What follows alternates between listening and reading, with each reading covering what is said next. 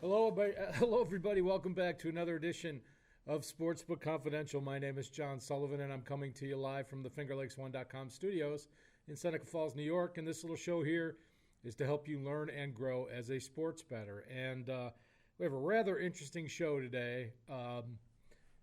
For those of you that may be living under a rock, many of the sports leagues have suspended or canceled their seasons or postponed them. And we have some different sports to cover this week. And we'll talk a little bit about all the cancellations, and then we'll talk about one sport that I particularly enjoy that, at least at the moment, is currently going to go forward with an empty stadium. But it's a good filler for football fans. It's Australian rules football. We're going to talk a lot about that today. I'm going to give you the basic rules of the game. And next week, assuming they decide to go forward with the season on time, we'll have some picks for you in Aussie rules. So that's we're going to do our lesson on that particular sport today. And then we're going to cover the weekend in motorsports. And from the time I left my house to the time I got to the studio this morning, Formula One has postponed their season. I was going to cover Formula One. That is not going to happen. But NASCAR is planning on racing without spectators this weekend. So we'll talk about the NASCAR race and have some picks for you. So we'll do what we always do and start by updating my bankroll. And it was hockey that betrayed me this week, this past week. It wasn't XFL. I actually went 2-0 in XFL. But on Friday night, I had the Blues minus 1.5. I said I was going to pick on Corey Schneider, and he must have heard me because he had an outstanding game. And the Devils won, I think, that game 2-1. Then we had the Vegas Knights on the money line, and they did not.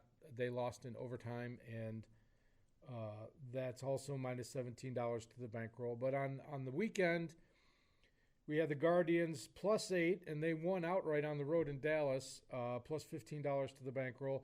And then we had the Wildcats Tampa Bay over 40, and that, I think one of those teams scored 40 by themselves. It was a very high-scoring game, plus 16 to the bankroll. And then on the Sunday NASCAR race, Hamlin and Blaney crashed each other about 60 laps in, and it was very frustrating for me because that pretty much took out any chance I had of winning that race. Those three cars started 4, 5, and 6, and they were running in the top 5 up until the point where Hamlin and Blaney crashed into each other. And Amarola finished 5th or 6th, I believe, in the race, but he never really competed for the lead. Anyway, those were each minus 8 to the bankroll. If you do the math, that's a loss of $27 on the week, and that brings our bankroll back down to $471. And dividing by 30, as we always do, that makes our bet size $16 going forward because we try to be selective sports bettors. So before we get into Aussie rules football, I'm going to quickly talk about where have all the sports gone. And in the last few days, we lost the ACC basketball tournament, and then we lost March Madness. And then we lost all college sports for the rest of the academic year. So no College World Series, no lacrosse, no, college track and field. I feel sorry for some of those athletes that didn't have their seasons even start yet, but those athletes should be able to get another year of eligibility if they so choose to appeal to the NCAA. Now, the basketball players have already played their season, so that probably won't happen for them, but it's a tough situation all around. It's unprecedented, and there's obviously a litigative factor here that these organizations could be legally liable for, causing people to contract this virus, and they don't want to get sued over it. So it's a safety thing, and it's also a health thing. So, of course, NBA canceled the rest of their season. The NHL has suspended their regular season, and the commissioner says they hope to play the Stanley Cup playoffs in the future. So they're planning on doing the playoffs at some point. And then just yesterday, the XFL said that they were canceling the remainder of their season and they would come back in 2021. And a little sad about that because it's not like they were playing in front of huge crowds anyway. But I enjoyed the league. The quality of the football could be improved a little bit, and they still need to do something about the onside kick, the lack of an onside kick in the game. But with a few tweaks, I think that league could be very interesting. And, of course, spring training, the rest of baseball spring training was canceled, and Major League Baseball has pushed the start of its season back 2 weeks. Not exactly sure.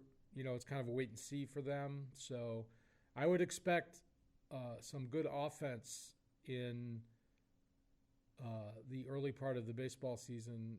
Just off the top of my head, without all the spring training, it's going to hurt the pitchers more than it's going to hurt the hitters. And, of course, tennis has canceled some tournaments, and I think that that's going to be location-specific. And if they cannot – it's a sport that doesn't generate a whole lot of TV revenue outside of the Grand Slam tournaments. So if it's not a major tournament, they don't really make a lot of TV revenue. It's more about ticket sales, and they would be likely to cancel any of those tournaments. So it's kind of wait and see with them. What's left? Well, when I wrote this about an hour ago, we had PGA. Obviously, they can play without spectators. It doesn't really affect the viewing experience if you're watching a golf tournament on TV. And I have to confess that I'm not much of a PGA. Not only am I not much of a golf fan, from a betting standpoint, I'm not sharp at all in golf. I have to bring somebody on the program that knows more about it. Aussie Rules Football, at the moment, they're planning to start their season on time, playing without crowds in their stadiums. And their first game of the season is this next Thursday. We're going to talk about Aussie Rules in just a moment. And then, of course, Formula One has now been postponed. I was going to talk about that. The Australian Grand Prix was supposed to be this weekend. But they have pushed their start of their season back to May, sometime in May.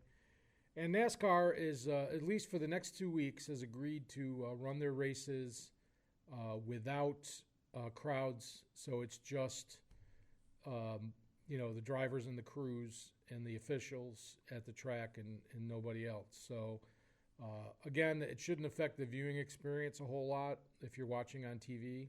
But you can see that leaves a huge void in betting opportunities for sports bettors. And if you're into DFS, or daily fantasy sports, you've really got nothing. You got nothing except NASCAR. So it's slim pickings right now. But one sport that I started following 2 years ago to fill the void between the Super Bowl and the start of the NFL season in September is Aussie Rules Football. And I really enjoy this particular sport. The only thing I don't like about it is the time that the games are on here in the East Coast of the United States. The majority of the games are on between 2:30 a.m. and 6 a.m., the starting times on the East Coast of the United States. So I like to call this football for Insomniacs, because you have to either stay up late or go to bed early and get up super early to watch the games. But I find them to be very entertaining, and they do an 80-minute game, 80 minutes of game clock, in about 3 hours, and it's often very exciting. And there's lots of big comebacks, point swings. So one team can go up by 30, and another team can come back from that. So let's talk a little bit about it in the Australian Football League, which has been around, I think, for over 100 years. I think the late 1890s was when they started the Aussie Rules version of the game. So there's 18 teams in the Premier Australian Football League, and they have a 23-week season with usually a couple of byes thrown in. So the teams play like 20 or 21 games in the regular season. And the games are usually played, at least in our time, Australia being about 14 hours ahead of New York, they play the games Thursday morning through Sunday afternoon. So it's usually just that weekend. So Monday, Tuesday, Wednesday, Thursday going into Friday, you're off. So it's similar to betting on NFL. You've got a few days to digest everything before you decide on making a wager. So there's 18 teams, and the top 8 teams make the playoffs, and they have kind of like a winner-loser bracket system. It's very complicated, and I don't have a good way to explain it to you, but the 5 through 8 teams, the teams that finish 5th through 8th, will play the first week, and then there's kind of like a winner-loser bracket all the way down to the grand final where the final 2 teams play. So the playoffs take about 4 weeks to run, and then they have the grand final, which is the Super Bowl of Aussie rules football, and a lot of pomp and circumstance. And I hate to say it, but the last few years, the grand final has been very lopsided, and not only did I get it wrong each of the last 2 years, but it wasn't even close. It was, the games were blowouts by halftime. So the season runs from the 3rd week of March, which is coming up next week, to the 3rd week of September. So it's a good fit.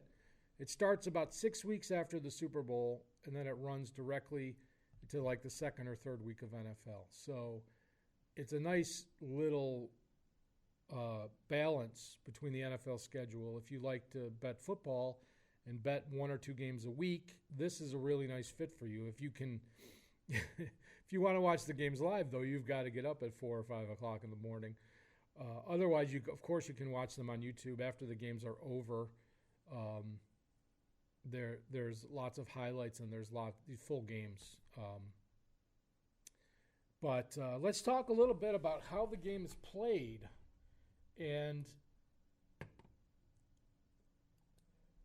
I'm going to read some of the rules here for you, and I'm going to show you an example of what the field looks like. Okay, it's played on an oval field. It was designed to be played on cricket grounds because cricket is obviously popular in that part of the world. And you can fit an entire NFL football field easily inside the oval of an Aussie rules stadium. And the players, there's 80 minutes of game time with clock stoppage, and these players run around this field, which is much bigger than a soccer field, for 80 minutes. And many of them will put in, they actually record how many steps the players take. And some of these guys will run 30, 40 kilometers in a 25, 30 kilometers, 40 is kind of high, in a single game. You have to be in amazing shape to play the sport. 18 players per side. There's 22 players on each roster, so they have 4 substitutions. 18 players a side. There are no pads. There's tackling and contact allowed. It's a very physical sport, and I think these guys are much tougher than a lot of NFL players. NFL players are groomed to do specific tasks, and obviously an offensive lineman in the NFL is not going to be a very good Aussie rules player. There are very small players in the Australian Football League that are very good. They're either very fast or very accurate kickers, very tough. But it's a very physical game. And points are scored by kicking the ball through the goalposts. And there's 2 sets of goalposts. There's a main set.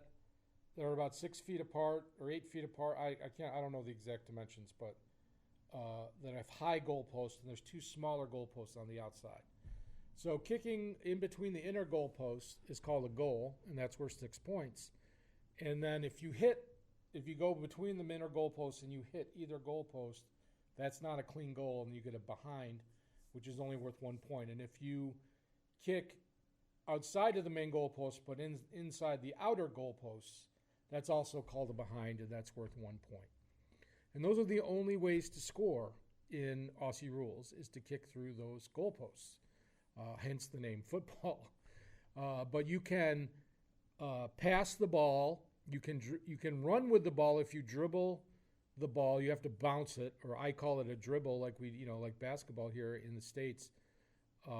every 15 yards or 15 meters. You have to dribble it at least once. Otherwise, the ref will blow the whistle and you give up possession. You can kick the ball to one of your teammates, and you can hand pass with a closed fist. You cannot strike the ball with an open fist. It has to be a closed fist. So you'll see guys do this, punch it like a volleyball to their teammates while they're running, at very high pace. It's exciting. Sometimes it's very scrummy like a rugby match, and other times it's very coordinated and pretty to watch. A lot of clean passing, and the players coordinate with each other. And so one of the most important aspects of the game is called a mark, and that's when you kick the ball to your teammate, and he catches it in the air. It can't be off a bounce, and no other player to touch it. You'll see them often launch off the ground to catch it in the air over another player. And if they earn a mark, they get a free kick. No player can be within 10 meters of you, and you can kick it from a set position.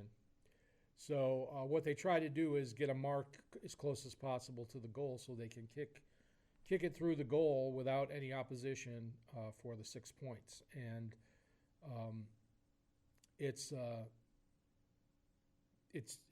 very, very interesting, exciting sport. It's also very frustrating because it seems like the kickers are not that good.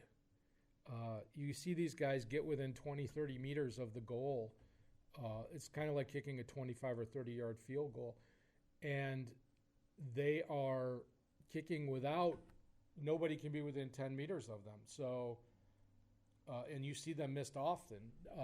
And that there's a lot of factors involved. First, the ball is rounder than a football, American football. These guys are running up and down the field nonstop, and they can be tired and they can lose focus. And there's wind factors. It's a very open stadium. There's no indoor venues as far as I know in Aussie rules, unless they play like a remote game somewhere. And but it's frustrating to see these guys. You're like, all they do is kick the ball, and they miss so many. They miss 50% of their goal tries. And so, yeah, it's interesting. It can be frustrating. Scores can be really high, both teams scoring over 100 points. Scores can be really low, like 45 to 20. It's all over the place, but it's never boring. And if you're up at that weird time of night, I suggest giving it a try. I'm going to show you real quick. Here's a overview of an Aussie rules football field. You can see it's on a cricket oval, and you've got a center square where the players line up after a goal. The referee will bounce the ball in the middle, and the centers, also known as the ruckmen for Aussie rules teams, have to touch the ball before another player on their team can touch it. So they have like a tap in the middle. And you can see the goalposts at the top of the screen and the bottom of the screen. The two goals, the inner goalposts, you kick it in between there to earn 6 points. And then if it's on the outer goalposts where you touch the inner goalpost with your kick, then it's worth 1 point. But you can easily fit a soccer field or a football field inside that oval. It's just a tremendous amount of space that they run with. And it's amazing how they can keep the ball in play if they so desire. Sometimes they kick it out of bounds. If they do it on purpose, it's actually a turnover. But it's amazing how coordinated they can make 18 players be at once. It's not always just chaos. So I find it to be a fascinating sport, and I wish we had more coverage in the States. You've got to buy a special Fox Sports package to get the games live in their, but there's no like weekly review show or something that people could catch up on it if they wanted to place a wager. But I certainly hope they go forward with their season. I don't want anybody to get infected with this virus, but I would like it. Sports would be a pleasant diversion.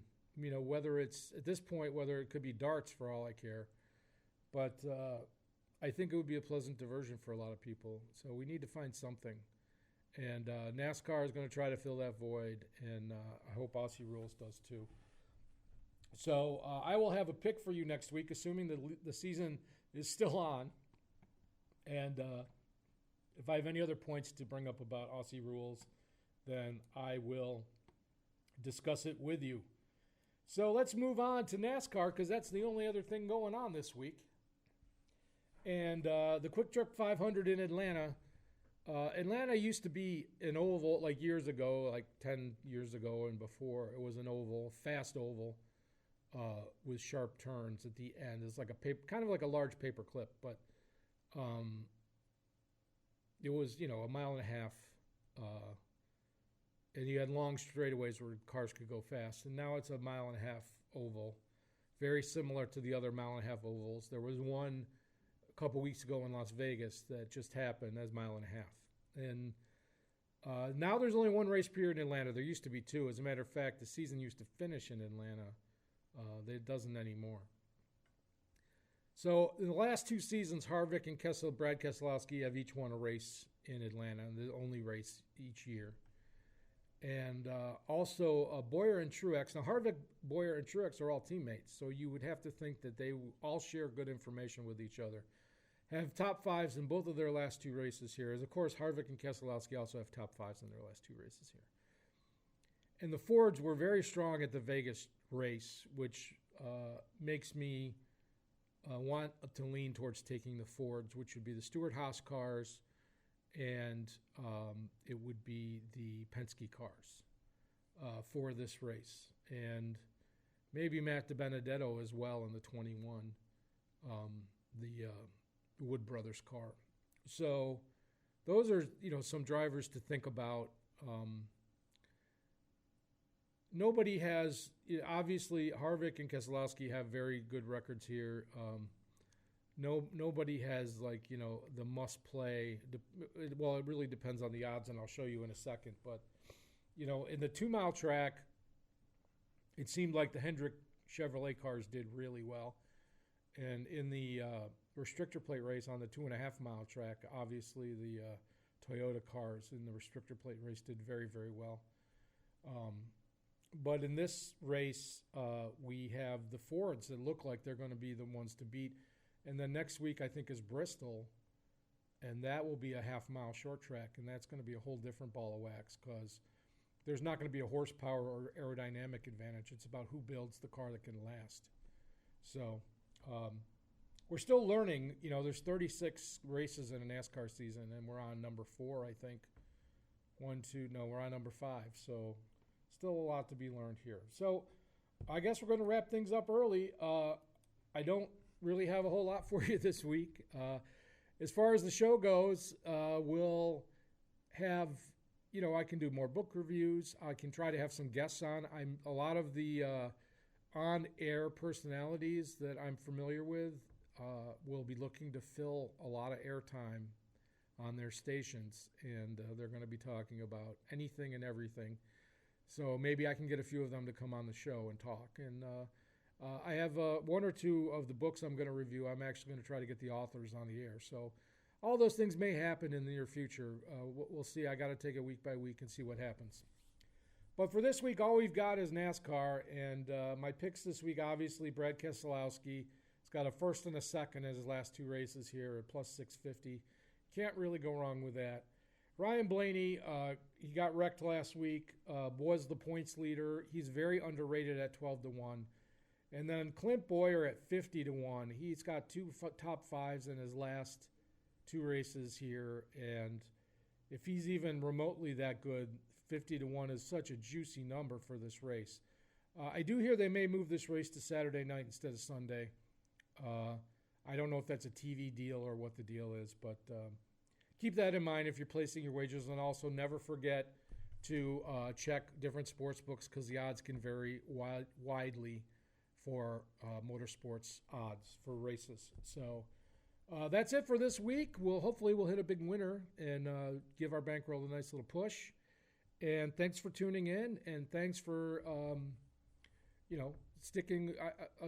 Hopefully all the sports fans will stick together, and we'll get something that we can enjoy and help us get through any disruptions in our lives. And I appreciate you taking the time to watch me today, and I hope to be back next week with something good for you. So I'm going to play the outro music, and take care, everybody. Have a great weekend. Good luck.